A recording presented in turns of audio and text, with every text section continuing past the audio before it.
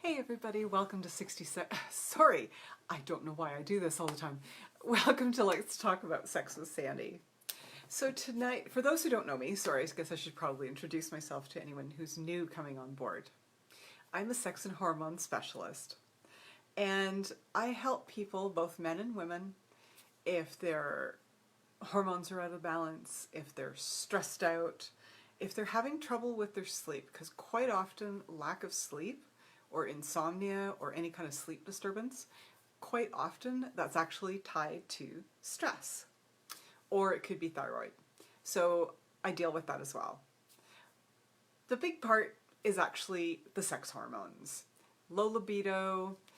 If you're having challenges in your relationship with mismatched libido, if you just don't, and this affects women more so than men, but if you're just not in the mood. And for guys, I help guys who are suffering from erectile dysfunction, which can be anything from not being able to get it up, to being able to keep it up, to premature ejaculation, to delayed ejaculation, although that one is not quite so bad, but you know. So I help people with their sexual wellness issues. And I do this using a really holistic approach with nutrition, supplementation, lifestyle choices, essential oils. So that's enough about me. So what are we talking about tonight? Well, tonight I wanted to get on and talk to you about something that's come up a few times lately. This seems to be a recurring thing about one party. Unfortunately, it's usually the woman, but not always. But one party is really not that interested in sex. The other party feels neglected. They feel like there's a problem with them, that there's a reason why their partner doesn't want to have sex anymore. And it puts a big strain on a lot of relationships. And understandably so. You know what? We've been through it. Both myself and my husband, we've kind of been through mismatched sexual drives. So I went through a very long period, and it was probably close to 8 years or so, where my libido, it was not doing well whatsoever. And he would approach, and I would rebuff. And then a while later, he would approach, and I would rebuff. And I did it so often that he stopped approaching. And you know what? I don't blame him in the least. It's not that I didn't love my husband. I just was so stressed out, and that's probably one of the biggest factors, especially for women, and quite a bit for men as well, when they're having any kind of erectile issues. Stress is such a huge, huge factor, where I'm actually doing a workshop tonight on stress management. And I'll be touching on this then as well. But one of the things is you've got to make sure that you talk to each other.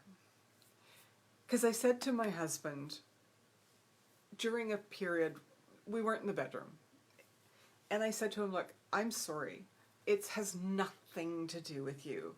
I'm just stressed out of my mind. And it turned out that my sex hormones were out of whack. My progesterone was horribly low, my DHEA, and for those who don't know, DHEA, a lot of people aren't aware of that. It's actually a precursor to your sex hormones, estrogen and testosterone. And those are your libido boosting hormones. So if the DHEA level is low, then your estrogen and your testosterone levels are going to be low, and therefore your sex drive is going to be low. So it had nothing to do with him. It had nothing to do with him physically, how, our relationship, none of that. It was strictly my hormones were out of whack and I was stressed out of my mind. And then we had the opposite problem where I got revved back up and he was under so much stress that he just didn't feel like it. And it happens. Yes, it happens to guys too. It's not strictly a female thing. Although us women, we get we do take the brunt of, the issues, because most guys want sex on a regular basis, but not everybody. So, and of course, I took it really personal. I took it so personally. It was like, what do you mean you don't want to have sex? You wanted to have sex for all these years and now you don't want to have sex? Like, what the heck? What's the matter with me? Are you not attracted to me anymore? Do you not think I'm sexy anymore? And all these, and women, are we not like crazy sometimes? Honestly, it's like we take things so freaking personally when it has absolutely nothing to do with us. So we talked about that too. And he's like, no, I still find you really attractive. I still love you. There's no issues. It's just stress. Because he was super stressed out at work and I didn't really understand that until a couple of years later. So, and I talk about, quite often I talk about what, you know, kind of what I've experienced and stuff, and not to talk about me. I just want you to know that you're not alone. I want you to know that it's not unusual to be going through stuff like this. So, you know, I've been talking to a lot of people lately, and, you know, one of the biggest things that they say to me is, oh my God, you mean it's not just me? I'm so happy to hear that this is common. And that's one of the things that I love to be able to tell people, because I don't want you to feel like you're alone. I'm always here. And I'm always happy to help in any way that I can. There's a lot of free information on my website, but I encourage you to actually PM me, I offer a complimentary 30-minute chat with Sandy, and we talk about what's going on with you and how I can help you. So enough about that. Why is this so important? Why is sex? Because I don't know about you, but in my generation, the way I grew up, it was like, well, sex is great, but it's not everything, because sex will fade. My question now is, why? Why does it have to fade?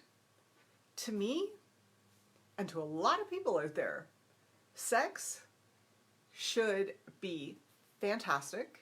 It should be robust. It should be enjoyable. It should be exciting. Into your 90s and above and beyond. And are we, you know, taut and thin and fit and look amazing in the whole bit? Well, no, that fades. Or sometimes it fades. It's not about the act of sex. It's about the intimacy and the connection that comes with the act of sex in a relationship. I mean, if you're just, you know, kind of having a one-night stand, if you've got a friend with benefits, all that kind of stuff, not necessarily, although that can happen too sometimes. So, it is super important. If you're not having a great sex life with your partner, please investigate. Whether it's through me or through someone else, I don't care. You know, it's like, whatever. Obviously, I'd love for you to come and talk to me. But if it's through another avenue, awesome. I just want you to be healthy, to be happy, to be excited, and to have a great sex life, because it makes such a huge difference in our lives. So, I think I've been on long enough. I don't have a timer. I don't know why I don't have a timer on this, but anyway, the joys of shooting on the phone when there's no actual clocks around. So, my darlings, I'm going to take off for now, but just remember, give it some thought. If your sex life is not what you want it to be, if you're feeling neglected by your partner, if you feel like you're the one who's neglecting it, if it's causing problems and you're afraid, because I don't know how many women I've talked to who have said, I don't have a sex drive and I'm afraid my husband's going to either cheat or leave me. I don't want to see that happen to you. So please, give me a shout. We'll chat. And maybe I can help you and maybe I can't. Mwah! Love you. Have an awesome day and we'll see you soon. Bye.